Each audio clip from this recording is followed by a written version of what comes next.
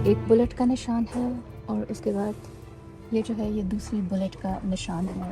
یہ وہ گاڑی ہے جس میں ارشد شریف کی باڈی تھی.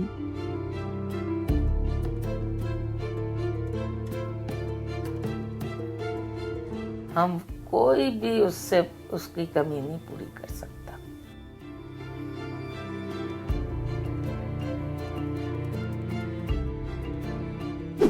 پاکستانی صحافی ارشد شریف کے قتل کو تقریباً 2 ماہ ہونے کو ہیں. ان کے قتل کی ایک تحقیقات تو پاکستان میں ہو رہی تھی، لیکن ایک انویسٹیگیشن کینیا میں بھی جاری ہے.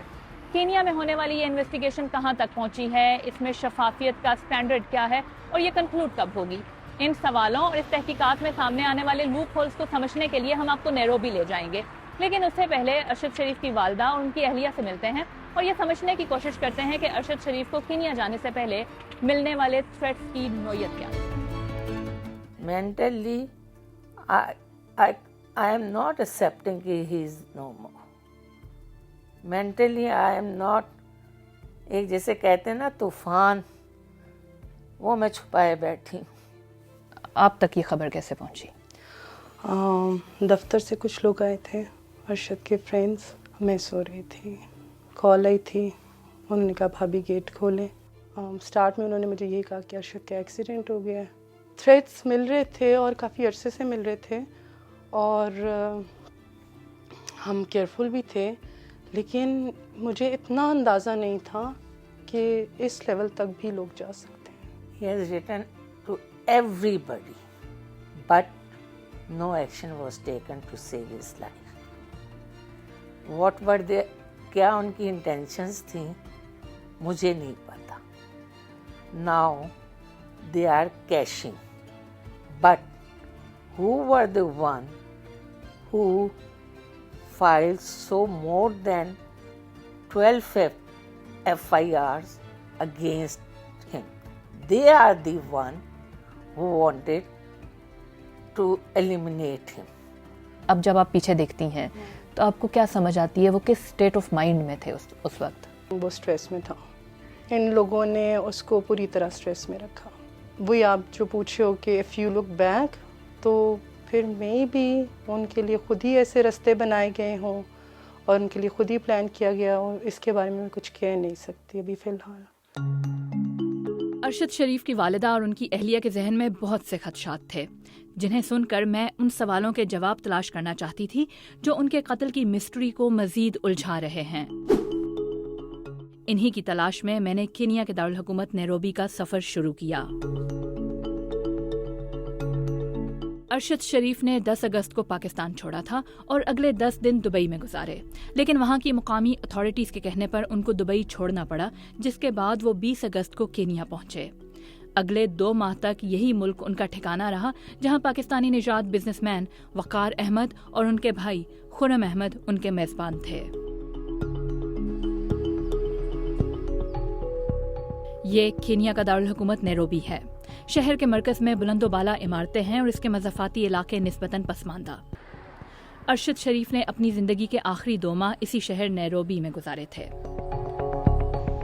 نیروبی پہنچنے کے بعد میں نے اس فائرنگ رینج کی طرف جانا تھا جہاں ارشد شریف نے اپنی زندگی کے آخری گھنٹے گزارے. لیکن اس سے پہلے راستے میں ایک پولیس اسٹیشن ہے جہاں رکنا ضروری ہے. اس پولیس اسٹیشن میں موجود اہلکار ان سرکاری افسران میں شامل ہیں جو سب سے پہلے ارشد شریف کی گاڑی کے پاس پہنچے، ان کی تصاویر لیں اور ان کی ڈیڈ باڈی اسپتال منتقل کی. یہیں اس کیس سے منسلک درجن بھر افراد کے ابتدائی بیانات بھی ریکارڈ کیے گئے ہیں. یہ وہ روڈ ہے جو کہ کسیرین پولیس اسٹیشن کو جاتی ہے. یہ وہی اسٹیشن ہے جہاں وہ گاڑی اس وقت پولیس کی تحویل میں ہے جس میں مبینہ طور پر ارشد شریف پر فائرنگ کی گئی تھی اور وہ ہلاک ہوئے تھے.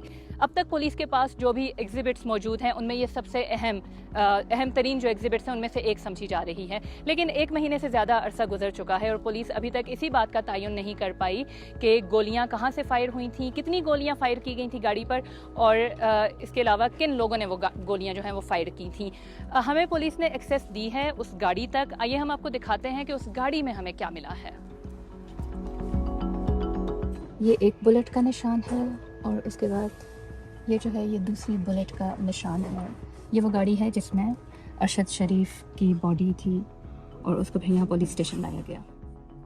सफ़ेद रंग की इस लैंड क्रूजर की राइट साइड पर गोलियों के निशान हैं। ज्यादातर गोलियां लोअर साइड से मारी गई हैं, जबकि केनियन पुलिस का दावा है कि उन्हें गाड़ी के अंदर से एक कैटरिज भी मिला है। खून के छींटे गाड़ी के पिछले दरवाजे तक पहुंचे हैं। अरशद शरीफ की सीट की पुश्त पर इस गोली का कोई निशान मौजूद नहीं जो उनके सीने में लगी। इसी तरह ड्राइवर की सीट पर ना किसी गोली का निशान है और ना ही खून का कोई धब्बा। इस केस से मुंसलिक एक बैलिस्टिक एक्सपर्ट के मुताबिक गाड़ी के बाहर के हिस्से पर मौजूद गोलियों के निशानों से पता चलता है कि फायरिंग लोअर एंगल से की गई, यानी फायरिंग करने वाले एहलकार या तो लेटे हुए थे या सड़क की सतह से नीचे बैठे हुए थे। गाड़ी के पिछले शीशे पर मौजूद गोलियों के ये 2 निशान ऐसे हैं जिनके बारे में ये वाज़ेह नहीं कि ये फायर किसने किए। बैलिस्टिक एक्सपर्ट समझते हैं कि ये 2 गोलियां बहुत करीब से चलाई गई हैं और ऐसे वक्त में चलाई गई जब गाड़ी रुकी हुई थी या बहुत आहिस्ता रफ्तार में चल रही थी। गाड़ी पर गोलियों के 9 निशान हैं, जबकि पुलिस को इस मुकाम से दिए गए कैट्रिजेस की तादाद 13 है। इसके बाद हमारी अगली मंजिल वो फार्म हाउस है जिसे एमोडम्प क्वीनिया कहा जाता है। ये फायरिंग रेंज मगाडी नामी इलाके में है। हम इस वक्त मगादी टाउन की जानिब जा रहे हैं। ये वही इलाका है जहां पर अरशद शरीफ की मुबैना तौर पर हलाकत हुई थी। मगाडी टाउन नैरोबी से तकरीबन 111 किलोमीटर के फासले पर वाक़या है। ये यहाँ की आबादी 5000 के करीब है और मगादी टाउन ये केन्या के गर्म तरीन इलाकों में से एक है और यही वजह है कि इसका गर्म तरीन होना और वीरान होना कि बहुत ज़्यादा लोग इस इलाके में नहीं जाते हैं। हम उस फायरिंग रेंज पे जाएंगे, एक फार्म हाउस पे जाएंगे और हम देखेंगे कि वो इलाका क्या है जहाँ पर अरशद शरीफ ने अपनी ज़िंदगी के आखिरी कुछ घंटे गुजारे थे। एमोडम्प क्वीनिया के नाम से इस शूटिंग रेंज की मलकियत अरशद शरीफ के मेज़बान वकार अहमद और उनके बिजनेस पार्टनर जमशेद के पास है। तकरीबन 2100 एकड़ पर फैले इस रकबे में फायरिंग रेंज के अलावा दीगर कई सहूलियात मौजूद हैं। यहाँ कैंपिंग के इंतजामात के अलावा गेस्ट हाउस और रेस्टोरेंट भी है। मैं अपनी टीम के हमरा कैंप के अंदरूनी हिस्से तक पहुंची, ताहम हमें ये कहकर मजीद आगे नहीं जाने दिया गया कि इंडियन और पाकिस्तानी शहरियों को यहाँ आने की इजाज़त नहीं है। इस मुकाम से अब मैंने उस जगह जाना था जहां मुबैना तौर पर अरशद शरीफ का कत्ल हुआ और केनियन पुलिस की पैरामिलिट्री फोर्स GSU के एहलकारों ने रोड ब्लॉक कर रखी थी। ये पथरीला और गैर हमवार रास्ता है जहां गाड़ी की रफ्तार एक हद तक रखी जा सकती है। हमें 20 किलोमीटर फी घंटा से कम की रफ्तार से फायरिंग के मुबैना मुकाम तक पहुंचने में तकरीबन 30 मिनट लगे। 23 अक्टूबर की रात अरशद शरीफ के मेज़बानों के मुताबिक उन्हें इस मुकाम तक पहुंचने में 1 घंटा लगा था। इस वक्त मैं जिस सड़क पे हूँ ये वो कच्ची सड़क है जो कि एमोडम्प क्वीनिया की तरफ जाती है, जहाँ पर अरशद शरीफ ने अपना आखिरी डिनर मुबैना तौर पर किया था। हमने उस रात के मनाजिर समझने के लिए अपनी गाड़ी का इस्तेमाल किया है ताकि ये देखा जा सके कि फायरिंग की सिमत क्या थी, गाड़ी पर गोलियों के निशान कैसे लगे और इस तमाम मरहले पर कितना वक्त लगा। अरशद शरीफ की हलाकत से जुड़े इस वक्त कई पैरेलल अकाउंट्स हैं जो कि सुनने में आ रहे हैं। सबसे पहले जो अब तक की तहकीकात में GSU का अकाउंट है, मैं उसके बारे में आपको बताती हूँ। हमारी मालूमात के मुताबिक GSU के 4 ऑफिशल्स थे जो कि इस पूरे ऑपरेशन में इन्वॉल्व थे। जो इनको कमांड कर रहे थे अफसर, उनका नाम योटा जोसेफ है और जो अब तक की मालूमात हैं उनके मुताबिक ये वो मुकाम है जहाँ पर पत्थर रख कर इस रास्ते को रोका गया था। जो ऑफिसर योटा जोसेफ हैं वो इस साइट पर मौजूद थे जहां से गाड़ी ने आना था। जो दीगर 2 एहलकार हैं वो इस छोटी सी ट्रेंच के दूसरी जानिब खड़े थे। यहाँ ट्रेंच के बीच पाइप हैं, इस नाले से पानी के बहाव के लिए बनाए गए हैं। दूसरे दोनों साथी यहाँ पर खड़े थे। अब इन तीनों के जो अकाउंट्स हैं उनसे ये बात सामने आ रही है, इनका ये मौक़िफ़ है कि जो योटा जोसेफ हैं उनको ये इत्तला मौसूल हुई कि क्योंकि वो यहाँ एब्डक्शन की गाड़ी के लिए खड़े थे, तो उनको ये इत्तला मौसूल हुई कि उस साइड से एक वाइट कलर की गाड़ी आ रही है, जिसके बाद वो तमाम साथी अलर्ट हुए। जब ये गाड़ी आई तो इनका ये कहना है कि उन्होंने शाउट किया इसको रोकने के लिए, लेकिन गाड़ी नहीं रुकी। योटा जोसेफ के साथियों का ये कहना है कि उन्होंने फ्लैश लाइट का इस्तेमाल भी किया लेकिन ये गाड़ी नहीं रुकी। इस गाड़ी ने ये बैरियर क्रॉस करने की कोशिश की और इस कोशिश के दौरान यहाँ खड़े जो 2 सार्जेंट्स थे उनमें से एक का कहना है कि उसके लेफ्ट हाथ पर प्रोबेबली वो राइफल पकड़े हुए थे, तो उस हाथ पे गाड़ी के अंदर से गोली चली जो उनकी छोटी उंगली से दाखिल हुई और यहाँ हथेली में अंगूठे की जानिब से बाहर निकली। अलबत्ता जो कमांडिंग ऑफिसर हैं वो ये कहते हैं कि इन दोनों ने फायरिंग की और उन्होंने कोई भी फायरिंग नहीं की।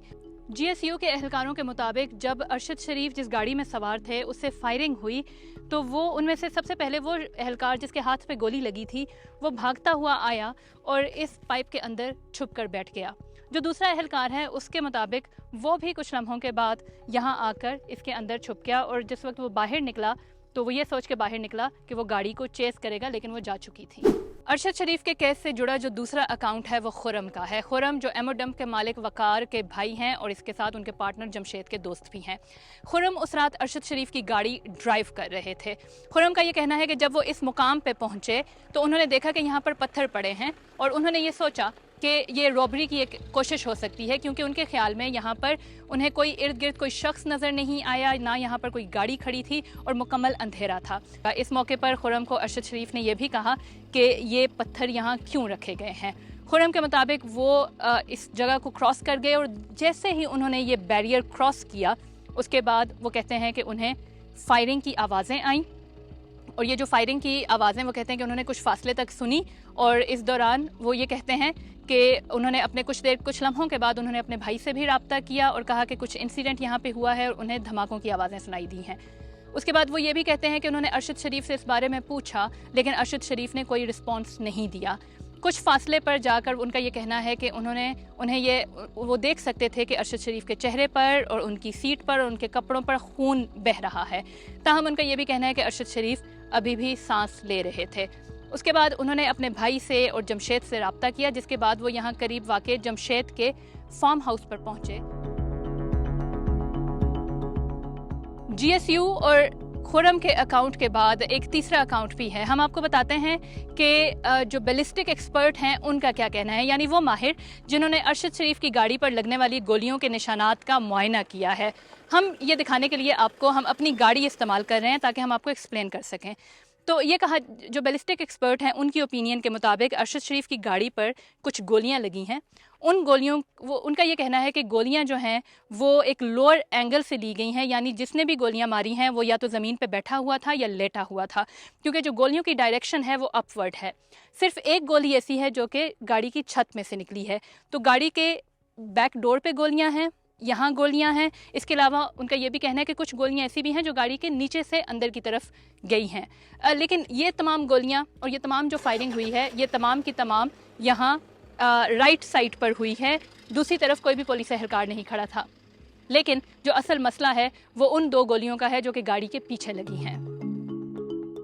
अरशद शरीफ के मेज़बान वकार अहमद के भाई और उस रात उनकी गाड़ी ड्राइव करने वाले खुरम अहमद के अकाउंट्स के मुताबिक ये तमाम वाक़या रात 9:30 पर पेश आया। इस मुकाम पर फायरिंग के बाद खुरम के मुताबिक उन्होंने अपने भाई वकार और करीब मौजूद फार्म हाउस के मालिक और उनके बिजनेस पार्टनर जमशेद और अपनी अहलिया से बात की। उनके मुताबिक वकार अहमद ने उन्हें मशवरा दिया कि वो फार्म हाउस पहुंचें। अरशद शरीफ की डेड बॉडी के हमरा जब उनकी गाड़ी इस फार्म हाउस पर पहुंची तो यहाँ मौजूद मुलाजिम को गेट खोलने की हिदायत फार्म हाउस के मालिक पहले ही दे चुके थे। वकार अहमद के मुताबिक वो, उनकी अहलिया और जमशेद अगले आधे घंटे में यहाँ पहुंच चुके थे। जब वो यहाँ पर पहुंचे उनका ये कहना है कि छोटे गेट से खुरम ऑलरेडी अंदर जा चुके थे और उन्होंने उससे पानी भी मांगा। ये वही जगह है जहाँ पर बाद में पुलिस भी पहुंची, वकार भी पहुंचे, उनकी मिसेज और इसके साथ साथ जमशेद जो कि इसके मालिक हैं वो भी यहाँ पर पहुंचे। उसके बाद यहाँ से अरशद शरीफ की बॉडी रिट्रीव की गई। मेरे साथ इस वक्त मौजूद हैं जोसेफ जो कि यहाँ पर एम्प्लॉई थे और वो विटनेस हैं उस तमाम इंसिडेंट के जो यहाँ पे बॉडी लाने के बाद हुआ था।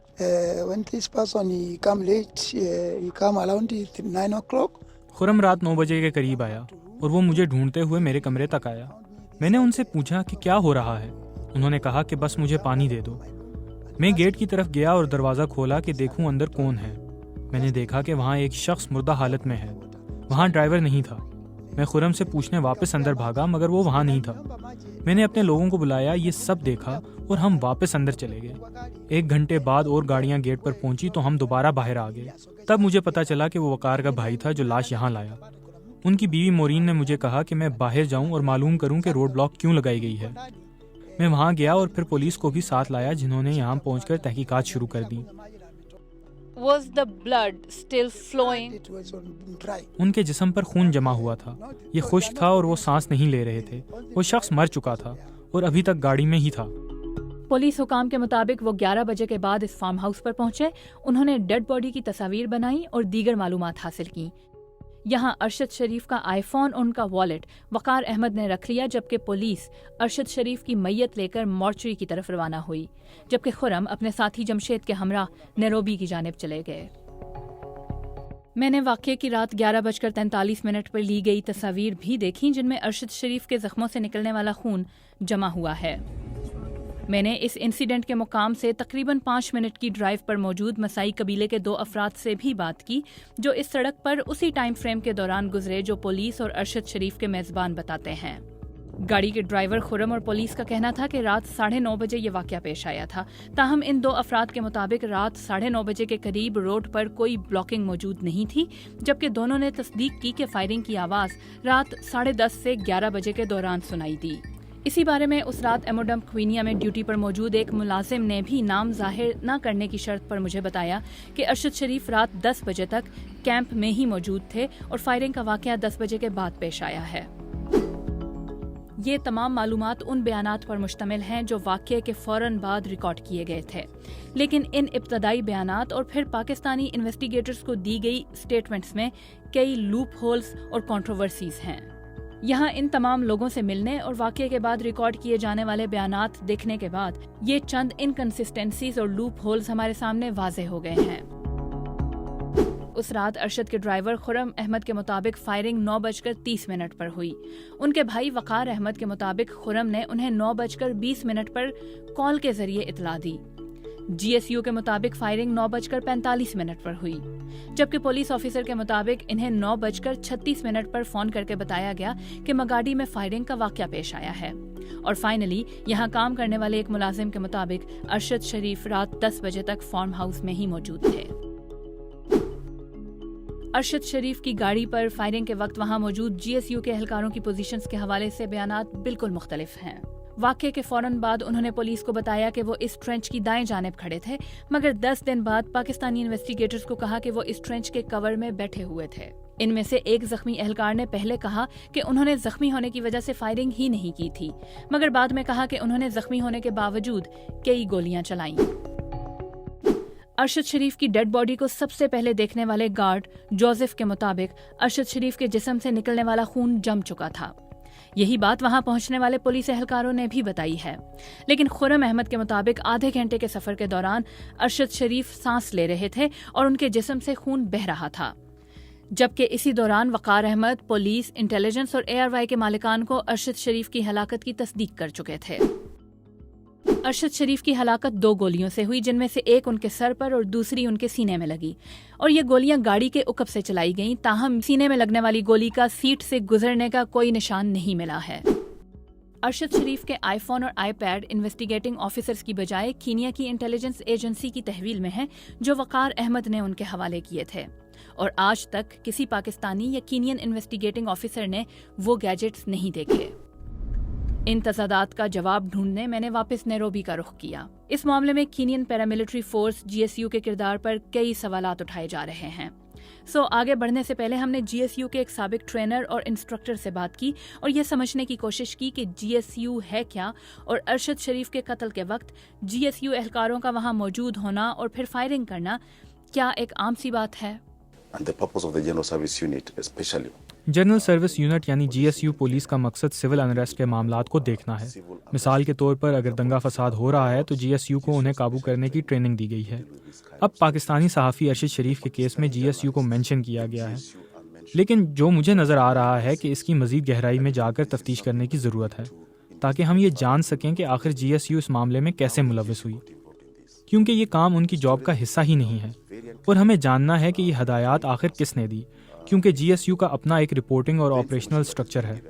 यहाँ किसी ना किसी को जिम्मेदारी लेनी होगी। ये सच है कि वो वहाँ मौजूद थे, मगर किसकी हदायत पर?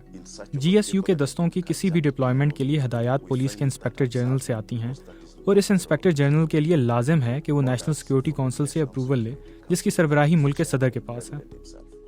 Even if it is as small as keeping a roadblock. Even if it's as small as.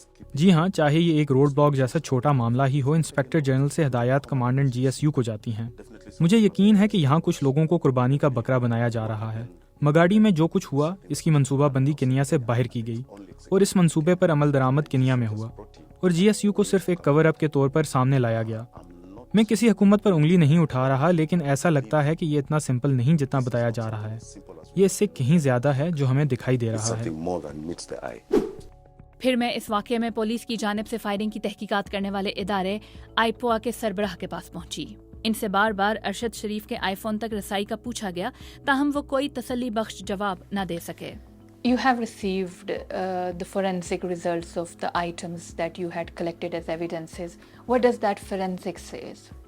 Many of those, of course, examinations.